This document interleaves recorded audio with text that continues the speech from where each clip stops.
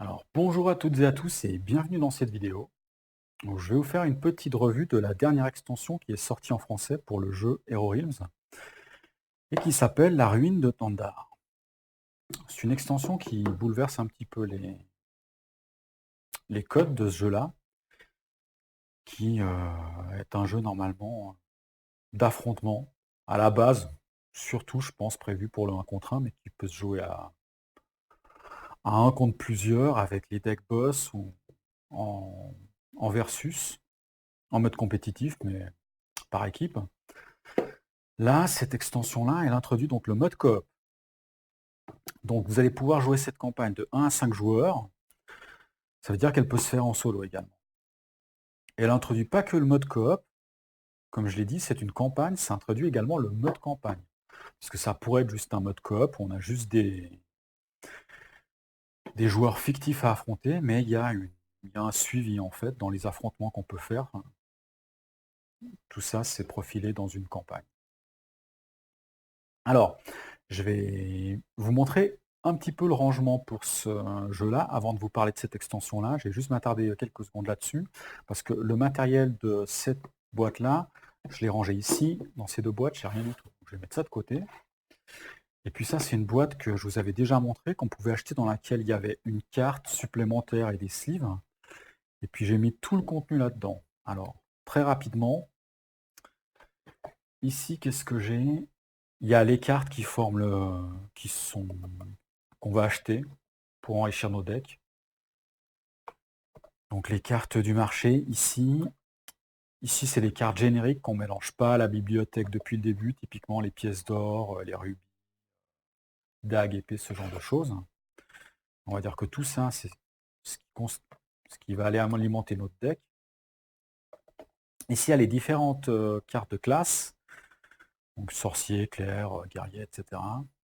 Avec des petits subdiviseurs qui venaient en achetant cette boîte. Là, il y a les decks boss. Donc là, il y a le dragon, la liche, ou inversement. Et puis, ça c'est plus bas. Et puis tout ici, il y a les cartes qu'on trouve dans cette boîte que je vais sortir et puis que je vais vous montrer en vous faisant une revue de ce jeu-là. Alors j'avais des sleeves pas utilisés que je vais mettre de côté. Et donc je vais vous dire ce qu'on trouve dans la boîte pour faire cette revue-là. Et puis je vous donnerai un petit feedback, je pense, au fur et à mesure, et puis également en fin de vidéo. Alors, la première chose qu'on trouve dans cette boîte, c'est 2 livrets. Il y a un livret de règles et puis un livret d'aventure. Ils sont assez fournis en fait. Ils sont assez fournis, il y a pas mal de points de règles, ce qui m'a presque surpris pour une petite boîte comme ça.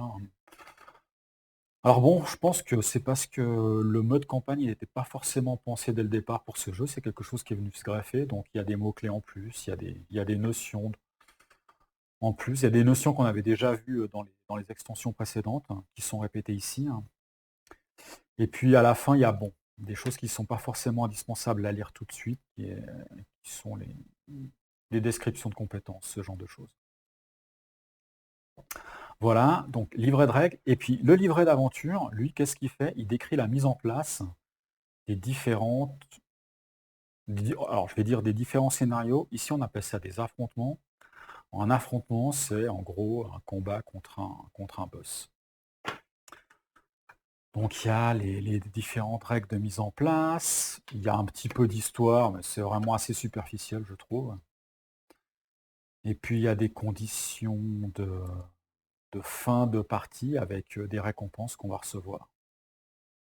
Voilà. Donc concernant les ennemis qu'on va affronter, dans cette boîte, il y en a plusieurs.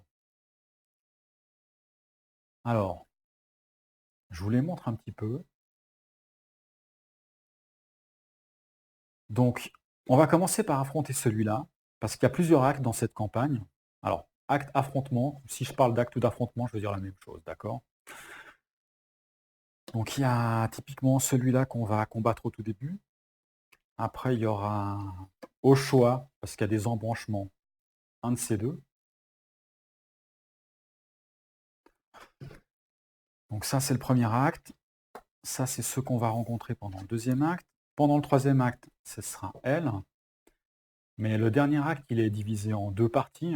Donc il y a d'une part elle, et puis après, au choix, un des quatre ici. Alors je ne vais pas trop vous les montrer pour vous réserver un petit peu de surprise si vous n'avez pas encore cette information-là. Et puis si je m'attarde très rapidement sur la fiche d'un des maîtres à combattre, il y a au tout début, en fait, son niveau, puis les conditions ici, juste au-dessous, là, c'est le nombre de losanges qu'on a, c'est des maîtrises. C'est des conditions pour déterminer quand est-ce qu'il va leveler. Ici, c'est le nombre de cartes qu'il joue. Et puis ici, c'est un certain nombre on va dire, de pouvoirs, de capacités qu'il va déclencher. Je vais vous expliquer ça un petit peu après. Donc, quand il va évoluer, on tournera cette carte-là. Et puis là, on peut voir qu'au niveau 2, il joue 2 cartes au lieu d'une. Et puis ses capacités sont également plus fortes. Voilà, je ne sais pas si on voit très bien. J'ai fixé le zoom. Alors ce coup-ci, ce sera... Il n'y aura pas de... Enfin, la mise en point. Ce sera peut-être un peu moins net quand c'est net, mais un peu moins flou quand c'est flou. Voilà. Je vais voir ce que ça donne comme compromis. Donc, un certain nombre de mètres dans cette boîte. Et puis après, on a des cartes. Et puis ces cartes-là, si je mets ça de côté ici, donc là j'ai un plan qui est assez rapproché, donc je ne peux pas beaucoup montrer de choses en même temps. Alors on a d'abord des récompenses qu'on peut classer en différentes catégories. Il y a d'abord des récompenses de classe. Alors ça s'arrête là, voilà. Donc tout ça c'est des récompenses de classe, il y en a un certain nombre pour chaque classe, donc là sorcier. Voilà, il y en a 4 pour chaque classe, donc ça c'est celle pour sorcier. Alors je vais vous les montrer par exemple, celle pour sorcier, je ne vais pas toutes vous les montrer. Alors les illustrations sont toujours très sympas, je trouve. Elles sont assez classiques, c'est du médiéval, du ADD 90s, assez classique, mais elles sont assez jolies. Voilà. Après on a celle pour Claire, voilà. Je vais peut-être vous montrer celle-là.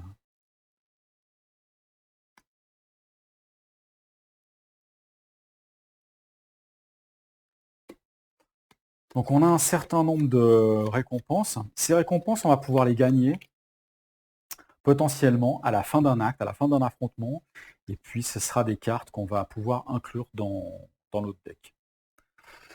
Et puis on a d'autres types de récompenses qu'on va pouvoir gagner de la même façon, si jamais on remporte un affrontement. Alors il y a des reliques qui sont en gros des récompenses de groupe. Sans rentrer dans le détail, c'est des cartes qui peuvent servir potentiellement à tout le monde là. Alors, je ne vais pas vous décrire les pouvoirs, ce n'est pas l'objectif de la vidéo. Et puis, il y a des élixirs. Alors, les élixirs, c'est potentiellement des récompenses que vous allez gagner à la fin du premier affrontement, que vous allez inclure dans votre inventaire. L'inventaire, c'est...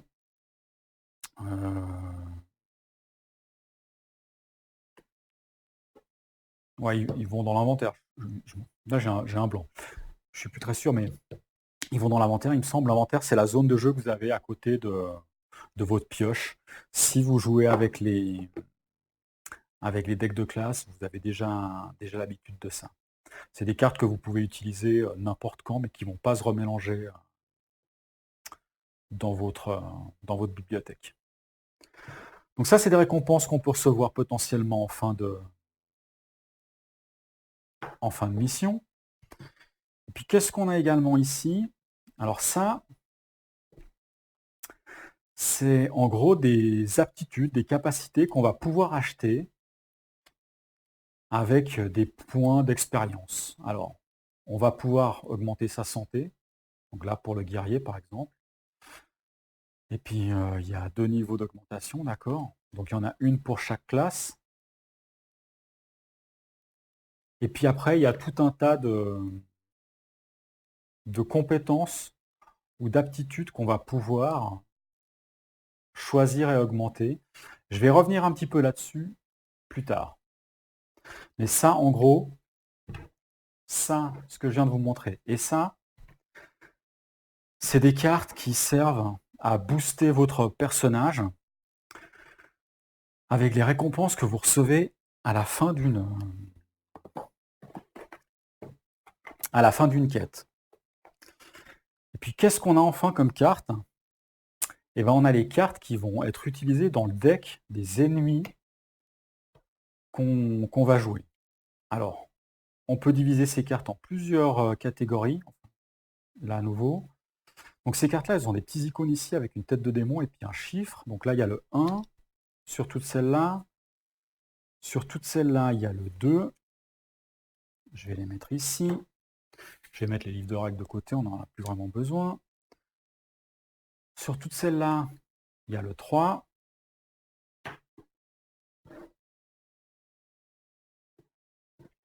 Oups. Je vais monter ça un petit peu, là. Sur toutes celles-là, il y a un petit dé.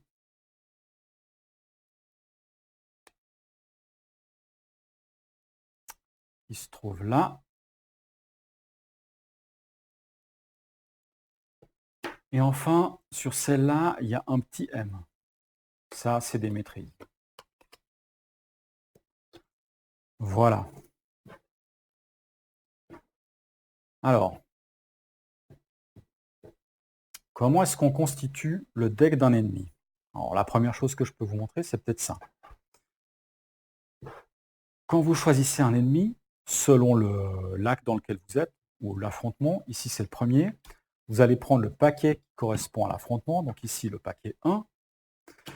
Vous allez prendre un certain nombre de cartes de départ en fonction des joueurs, en fonction du nombre de joueurs, peu importe. Hein. Si vous êtes tout seul, je crois qu'il faut en enlever 12, donc il n'y en a qu'une. Et puis vous allez prendre des cartes maîtrise. Et puis alors là, il y a des règles de constitution qui font que les cartes maîtrise, elles vont être assez réparties dans le deck. Donc vous allez construire vos decks, comme ça. Ça, vous y mettez de côté. Et puis la mise en place, ensuite, elle est assez classique. C'est-à-dire que vous avez votre rivière avec vos cartes. Vous avez un certain nombre de cartes ici qui sont des rubis. Vous allez placer l'ennemi quelque part qu'il faut affronter et puis son deck. L'objectif, c'est de le battre. Donc, sa santé, elle est décrite également sur cette carte. Il a 50 points de santé.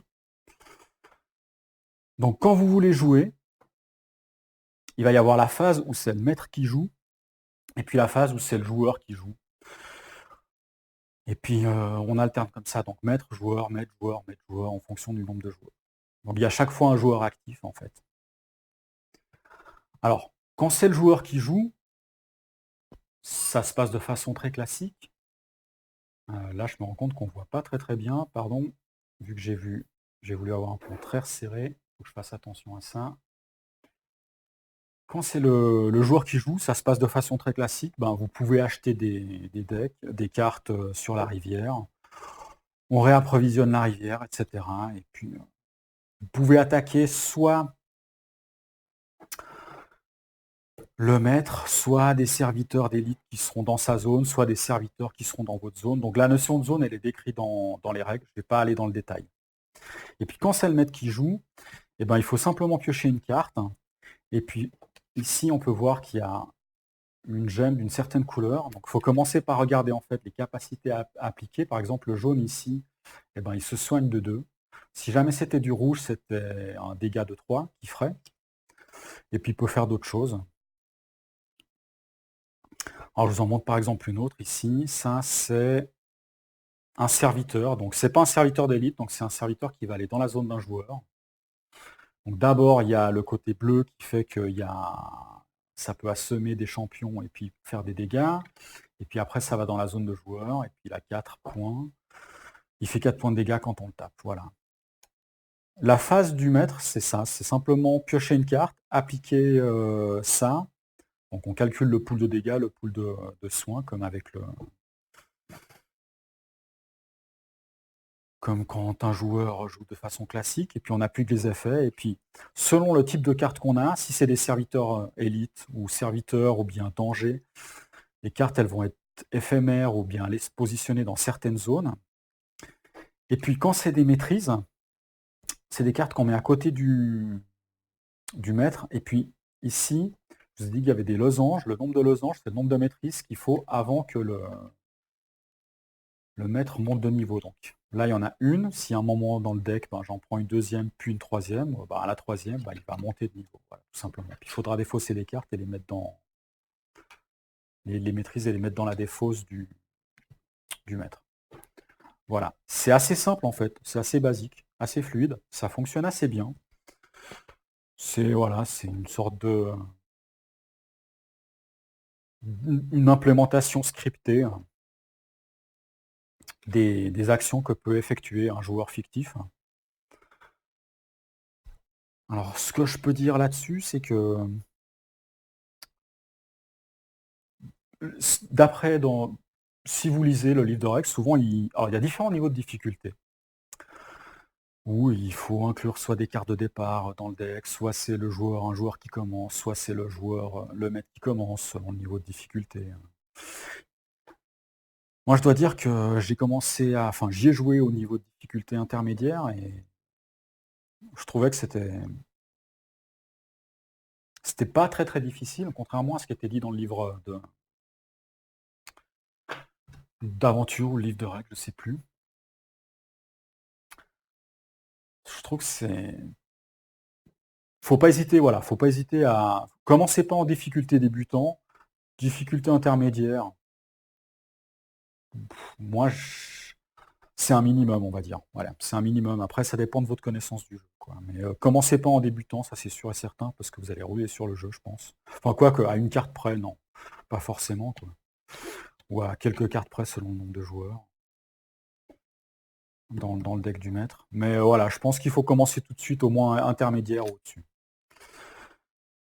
Sinon, comme je le disais, ça fonctionne plutôt bien. Alors maintenant, si je vous donne un feedback un petit peu sur l'intérêt du coop, en fait, dans ce jeu-là. Moi, c'est vrai que ce jeu Hero Realms, c'est un jeu que j'aime beaucoup. C'est pas forcément un jeu que je sors très régulièrement, mais y jouer en 1 contre 1, c'est ma configuration préférée. Ou alors maintenant qu'il y a les boss, en 1 contre plusieurs, ça peut également être sympa. En fait, quand on est 3, on va dire, c'est également assez chouette. Mais je pense que le 1 contre 1, ça reste quand même ma configuration préférée. Avoir un mode coop pour ce jeu-là, est-ce que ça se justifiait vraiment ou pas? Moi là-dessus, je suis un petit peu mitigé, dans le sens où je préfère avoir un jeu qui fait les choses très très bien plutôt qu'un jeu qui se diversifie. Maintenant, un jeu qui se diversifie, qui fait tout très bien, bah, qui peut le plus, peut le moins, tant mieux. Le mode coop, il est bien implémenté, il fonctionne bien. Je pense que si on le joue en solo, c'est assez basique. À plusieurs, ça devient plus tactique parce que là, il y a une notion de positionnement de joueurs adjacents qui introduit une dimension tactique supplémentaire. Donc je pense qu'il est plus intéressant quand on y joue à partir de 2, 3 ou 4 personnes. Et je pense qu'en solo, il est sympa, mais il reste assez basique, on va dire. C'est pas qu'il n'est pas intéressant, mais voilà. C'est pas un gros jeu, il n'y a pas une grande richesse, en fait, je trouve. Et à plusieurs en coop, on va dire que ce défaut, il est un peu diminué. Mais même comme ça, bah, un jeu de deck building en coop, si je dois en citer qu'un seul, là par exemple, j'ai parlé d'Aeonsen récemment, bah, moi je préfère largement, pour faire du coop, jouer à Aeonsen qu'à Hero Realms. Donc cette boîte-là, c'est pas forcément une boîte que j'attendais impatiemment et que j'avais envie d'acheter. C'est un peu mon envie de complétion, de complétude sur ce jeu-là qui m'a fait acheter cette boîte-là. Il n'empêche que le mode, il fonctionne très très bien.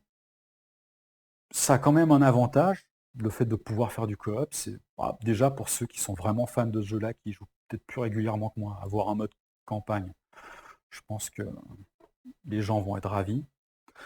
Si vous voulez prendre un jeu avec vous en vacances, avoir un jeu qui peut faire et du coop et du compétitif, etc., et qui prend peu de place, bah, alors en vacances, pas forcément en vacances, mais un jeu qui prend peu de place, qu'on peut facilement transporter, je pense que c'est quand même un avantage qu'il a par rapport à d'autres jeux. Donc de ce point de vue-là, c'est quand même intéressant. Mais voilà, pour avoir un jeu deck building full coop, si c'est vraiment votre objectif, moi c'est pas forcément ce jeu-là que je recommande. On sent pas forcément le côté artificiel des règles, dans le sens où c'est quelque chose qui est venu après, qui s'est greffé. Je trouve que ça s'intègre assez bien aux règles qui existent. Mais ça reste assez basique en fait, j'ai l'impression. La gestion du maître, elle est assez basique en fait. Voilà. Moi, par exemple, je reviens sur la comparaison avec Aonsen. Pour faire du coop, je préfère largement ce jeu-là. Alors qu'en compétitif, c'est toujours un de mes jeux préférés. Alors par contre, si vous êtes vraiment intéressé par le mode campagne, là je pense qu'il y a quelques informations qu'il faut connaître. La première, c'est que si vous regardez les récompenses que vous pouvez acheter, vous allez avoir l'occasion d'utiliser ce type de récompenses, les récompenses de classe, il n'y a pas de souci. Élixir aussi, par contre les reliques, bah pas vraiment en fait. Les 4 reliques là qu'on trouve ici, pas vraiment.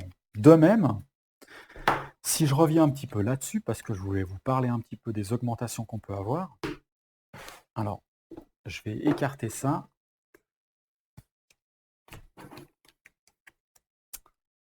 Je vais déplacer ça, et puis je vais vous faire un exemple pour le sorcier, par exemple. En fait, on a différentes capacités ou compétences qu'on peut acheter, et ça forme un arbre. Alors en gros, c'est comme ça et comme ça. Donc ça, c'est pour les compétences, et puis pour les capacités, l'arbre, il est un petit peu différent. Alors, je vais remonter ici, je vais serrer un petit peu. Hop.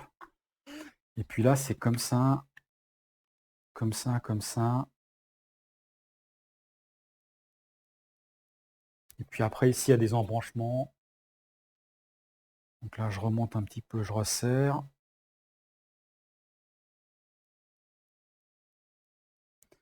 Et puis après, ici, il y a encore, on voit juste le début, mais ça suffit, il y a encore des embranchements. Voilà.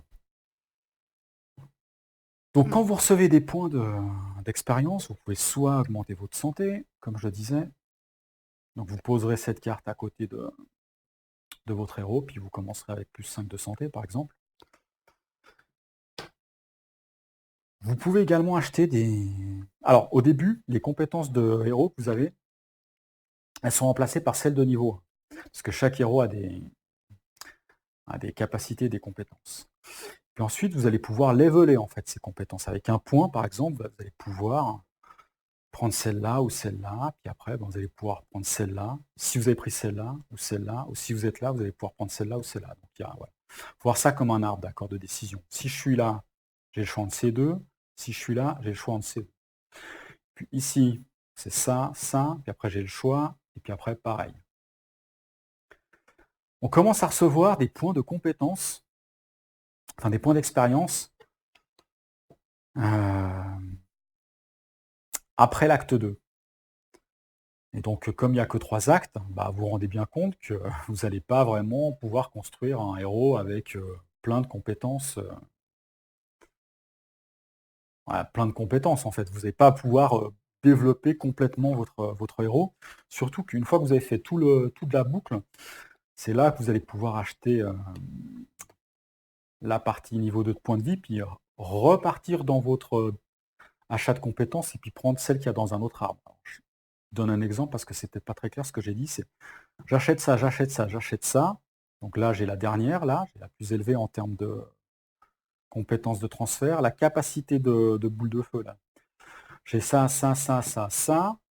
Après, je peux recommencer, en fait, et puis faire ça, ça et ça. Voilà. On peut, une fois qu'on est arrivé au bout de l'arbre, on peut recommencer puis en prendre des autres. Alors, pourquoi est-ce que je vous dis ça? Parce qu'en fait, cette campagne, bah, c'est juste la moitié d'une campagne. Il y a l'autre partie qui est le village perdu, je crois. J'espère que je ne me trompe pas de nom. Qui est déjà sorti en anglais, qui va être traduit en français et qui sortira. Et donc, les compétences qui servent à améliorer, les récompenses et les compétences qui servent à améliorer vos héros, eh ben, elles sont fournies dans cette boîte-là. Donc j'imagine que dans l'autre boîte, on aura plus de cartes liées à tout ce qui est deck de maître. Maître, peut-être qu'il y aura plus d'actes, plus de héros. J'ai pas regardé la version anglaise au niveau du contenu, mais voilà. Ce qui permet de booster un héros se trouve dans cette campagne. Alors si comme moi, vous n'êtes pas forcément intéressé par le mode coop, puis vous posez des questions sur acheter la deuxième campagne, parce que là, moi, on va dire mon besoin de complétion sur ce jeu-là, je pense qu'avec ça, il est achevé. Pour moi, c'était pas forcément un achat indispensable, ça en plus. Même si je trouve cool, hein, je la trouve super cette extension.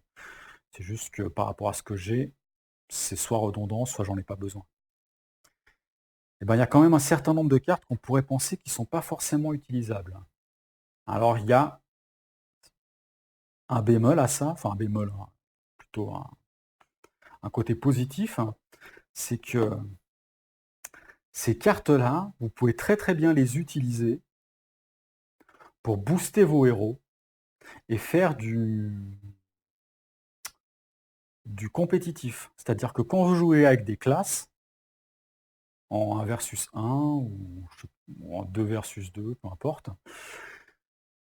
vous allez pouvoir spécialiser encore plus vos héros avec en attribuant des points de compétences à répartir et puis en attribuant de nouvelles capacités, de nouvelles compétences. Donc de ce point de vue-là, cet ajout-là, ce qui est bien, c'est que s'il ne peut pas être utilisé qu'avec ça, si vous n'avez pas forcément l'intention d'acheter la suite, bah, de toute façon, ça reste quand même quelque chose qui est utile dans cette boîte. Donc ça, c'est assez appréciable, te dire pour moi. Voilà, donc ces informations-là, je pense que c'était assez intéressant de les avoir.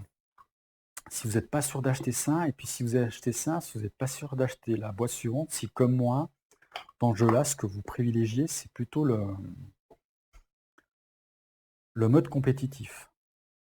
Maintenant, ça reste sympa, c'est facile à mettre en place, les parties elles sont tout aussi rapides et fluides. Tous les aspects positifs qu'on avait sur le mode compétitif, on les retrouve en mode coop.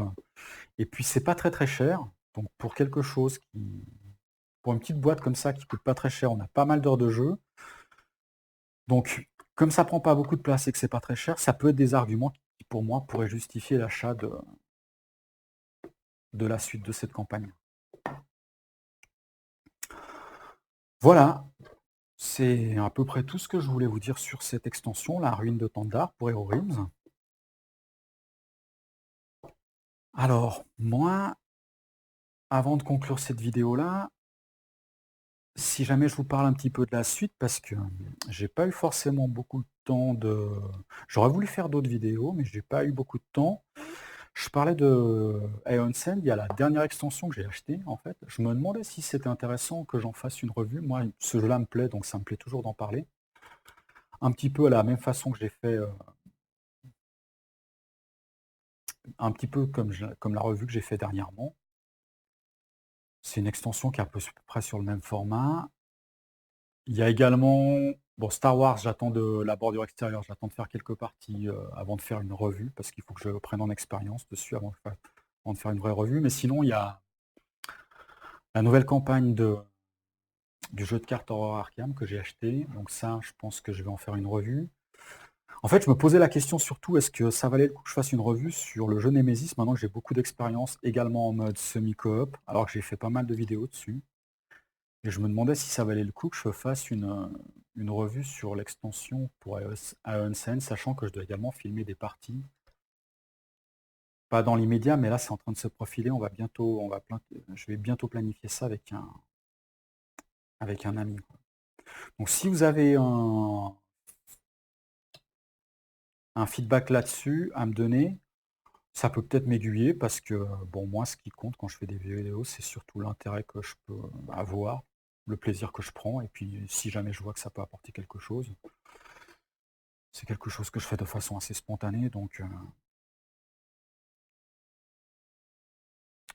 je chronique pas systématiquement tous les jeux que j'achète, en fait. Je cherche pas à produire forcément, des vidéos pour en faire. Il y a pas mal de choses que j'achète. Là, par exemple, j'ai reçu 2 grosses boîtes de deck building sur le thème de Cthulhu. On est dans le deck building, je vais pas les chroniquer tout de suite, je pense et je sais pas si je le ferai plus tard. Mais voilà, pour les jeux que j'ai cités, ça m'intéresse, mais je me demandais si ça avait une plus-value pour ceux qui regardent, donc c'est pour ça que je demande. Bon, de toute façon, je vais y réfléchir aussi de mon côté.